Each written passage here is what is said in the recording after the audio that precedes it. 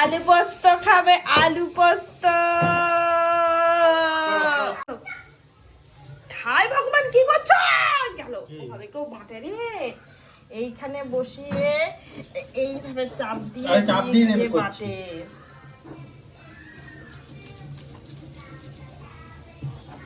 কি মরতে বলেছিল পোস্ত খাবে, পোস্ত হাত থেকে বার করে দিচ্ছে তরকারিতে। পোস্ত তো সোনার মতন দাম।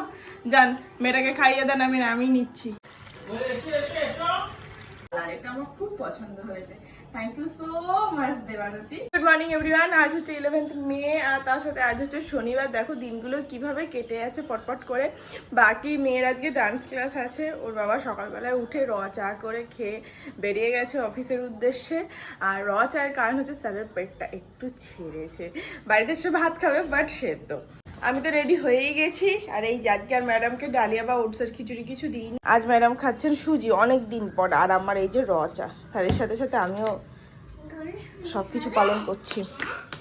আসো আসো। আজকে রান্না বান্না কিছু করে যাচ্ছি না, কারণ ও তো সেদ্ধ খাবে। আর আমার মাংস কাল করে রেখে দিয়েছিলাম, বুঝতে পারিনি যে আজকে ওর পেট ছাড়বে।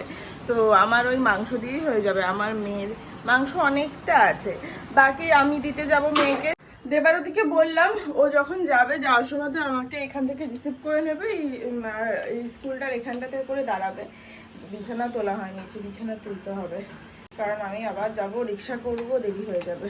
বেরিয়ে গেছি, দেবারতীরাও বেরিয়ে গেছে, আমরাও বেরিয়ে গেছি। চলো। গুড মর্নিং কৃথানি, ভালো করে ডান্স করবে। চলো। Good morning. Good morning. ঠিক আছে? হ্যাঁ হ্যাঁ। এই যে আমি আর দেবারতী গুড মর্নিং।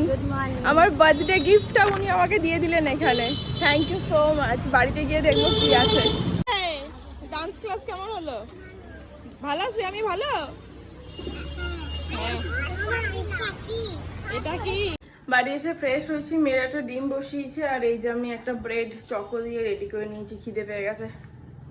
আজকে অনেক কাজ হয়ে গেছে, স্নান ধান সব কমপ্লিট, মেয়েরও স্নান কমপ্লিট। এখন খেতে বসেছি। আর ওর বাবার ভাতটা রেডি করে রেখে দিয়েছি। ও আসবে 2:30 নাগাদ, এসে ওর মতন খেয়ে নেবে। অ্যাকচুয়ালি আজ প্রচুর কাজ ছিল, বিছানাটা তুলে যায়নি, সেটাকে তুললাম। তারপর কালকে যে জামা কাপড়গুলো পরে গেছিলাম সেগুলোকে ভাঁজ করে জায়গায় রাখলাম। তার সাথে একটুখানি ওয়ার্ড্রপটাও পরিষ্কার করে নিলাম। মানে একটা না অনেক কাজ হয়ে গেছে। আর কিছু কাঁচা ছিল, সেগুলোও কমপ্লিট করলাম। বিগত কিছুদিন ওয়েদারটা কিন্তু খুব সুন্দর যাচ্ছে, বৃষ্টি অলরেডি শুরু হয়ে গেছে। কি হলো? ওলে বাবালে, ওর ভাত। মানে মা মেয়ের জন্য সন্ধ্যেবেলা একটুখানি ভেজিটেবল স্যান্ডউইচ। বাবা যাই হোক, বসিয়েছি। এই স্যান্ডউইচ মেকারটা না প্রচন্ড হেল্পফুল, যাই বলো না কেন। খুব ঝটপট কয়েকটা সবজি কেটে কুটেই মোটামুটি এর মধ্যে সুন্দর স্যান্ডউইচ তৈরি হয়ে যায়, যেটা খেতেও খুব সুন্দর হয়।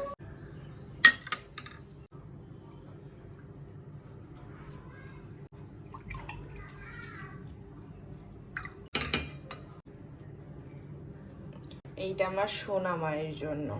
এই প্লেটটা দেখলে ওর মোটামুটি দিল খুশ হয়ে যাবে। আর এইটা আমার জন্য। চিজগুলো বেরিয়ে গেছে, যেহেতু অল্প পরিমাণে করেছিলাম না, ওর জন্য বেরিয়ে গেছে। একটুখানি ভিজিয়ে দিলাম, মেজে নেবো পরে। ননাই ননাই,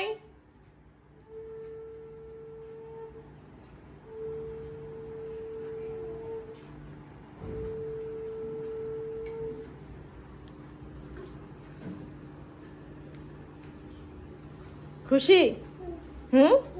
পড়ে যাবে, আমি রেখে দিই। আসো।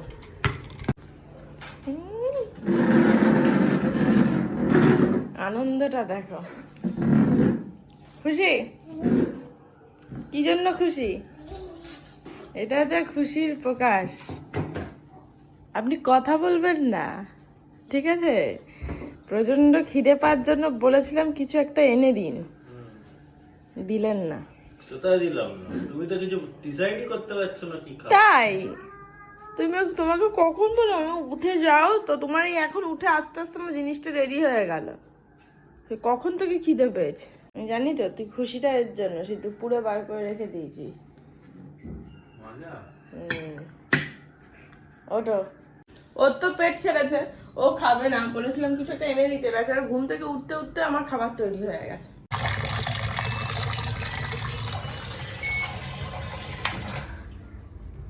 এখানে স্যারের পেট খারাপ, তাই উনি মুড়ি আর শশা, গোলমরিচ গুঁড়ো আর নুন দিয়ে নাও। কিচেনে এখন জোর কদমে কাজকর্ম চলছে, যা হয় সন্ধে হলেই কাজ শুরু। এখানে কিছু বোতলে জল ভরে রেখে দিলাম, জল আছে নাকি? হ্যাঁ, জল এখনো আছে। আর রান্নার জল ওখানে, এখানে, প্লাস এটাতে ভরে রাখলাম, আর ভাতের চাল জল এক করে রাখলাম, আর দুধটা ফুটিয়ে রাখলাম। পড়বে। এই যে তখন যে কুর্তিটা দেখলে না দেবারতী দিয়েছে, সেটা হচ্ছে এইটা। এখন আনপ্যাক করলাম। কুর্তিটা খুবই সুন্দর দেখতে, আমার খুব পছন্দ হয়েছে। আর এই দেখো হাতের কাজটাতে বেশ দুটো লেস দিয়ে দিয়েছে বাঁধার জন্য। বাকি এই যে আমি জানি না ও কালারটা বুঝে না বুঝে কিভাবে কিনেছে, বাট কালারটা কিন্তু আমার বড্ড পছন্দের একটা কালার। এটা আমার খুব পছন্দ হয়েছে। Thank you so much Debarati, এত সুন্দর মিষ্টি একটা গিফট দেওয়ার জন্য। বলুন। স্যারের ইচ্ছা পোস্ত দিয়ে ভাত খাওয়ার, মানে আলু পোস্ত ভাত। স্যারের না আমারও খুব ভালো লাগে, কিন্তু এই পোস্তটা বাটতে খুব ভয় লাগে, পারি না, মানে বিরক্ত লাগে, পারি না ঠিক বলবো না। ও বললো আমি বেটে দেবো। সো আজকে স্যার পোস্ত বাটবেন আর আমি তৈরি করব আলু পোস্ত। আর আজকে পোস্তটা করবো হচ্ছে পেঁয়াজ দিয়ে আলু পোস্ত খেয়েছি, কিন্তু কোনোদিন বানাইনি। ভাত বসিয়ে দিয়েছি অলরেডি, আর মাম্মামকে খাওয়াচ্ছিও এইদিকে। ফোড়নে শুকনো লঙ্কা আর আমি 5 ফোড়ন দিই আগা গোড়াই, তো 5 ফোড়ন দিয়েছি, আর এর মধ্যে পেঁয়াজ দেবো। পেঁয়াজ দিলে 5 ফোড়ন দেয় কি না সেটা কিন্তু আমি জানি না, না জেনে দিই। এবার আলুগুলো দিয়ে দেবো। চিংড়ি মাছ দিয়েও আলু পোস্ত খেয়েছি, যদিও বা বিয়ে বাড়িতে, নিজের বাড়িতে কোনোদিন করিনি।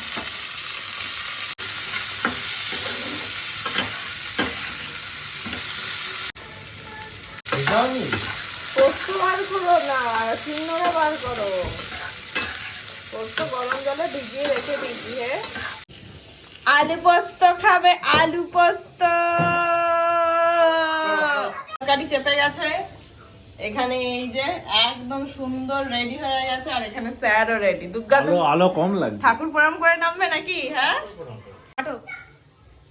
হাই ভগবান, কি করছো? গেল ওভাবে কেউ বাটে রে। এইখানে বসিয়ে এইভাবে চাপ দিয়ে বাটে।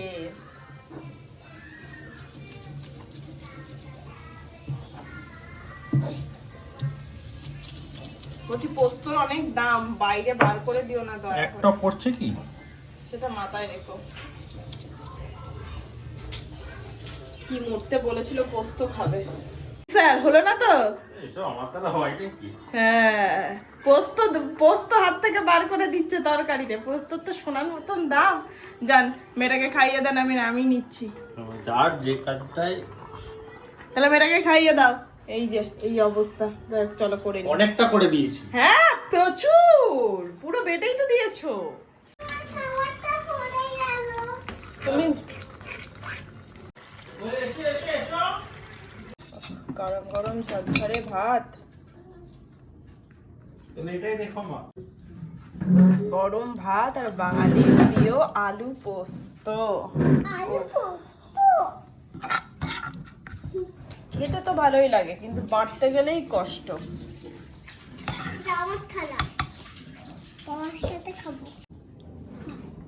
মেয়েকে দুধ রুটি খাওয়াতাম না, ভাত খাওয়াতাম, কিন্তু ও অত ঝাল তো পছন্দ করে না, মানে খেতে পারবে না, তো ওর জন্য। আর আলু পোস্তটাতে আজকে একটু মন মতন করে ঝাল দিয়েছি, তো ওর জন্য আজকে দুধ রুটি দিয়েছি। বাট আমাদের সাথে একটু টেস্ট করবে, তাই তো? ও কেমন হয়েছে? মনের মতন হয়েছে?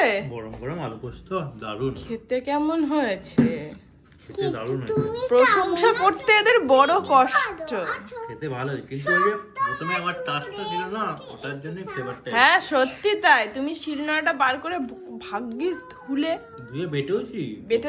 আর সবচেয়ে ভালো হচ্ছে তোমার হাত থেকে ঝেড়ে ঝেড়ে যে পোস্তগুলো দিলে, যে উপরটাই আছে না, হ্যাঁ ওটা হচ্ছে আসল। দারুণ হয়েছে, খেয়ে দেখো। হ্যাঁ, এই তোমার ঠোঁটে নোংরা কেন না? পোস্ত লেগে। ওই নোংরার প্রচুর দাম। অপূর্ব হয়েছে, বাকি যাক, চলো খেয়ে নি। Thank you. দেখা হচ্ছে কাল নতুন অ্যান্ড ফ্রেশ একটা ব্লগের সঙ্গে। ততক্ষণ সবাই খুব ভালো থেকো, সুস্থ থেকো। আর অবশ্যই সাবধানে থেকো। Tata and good night, by.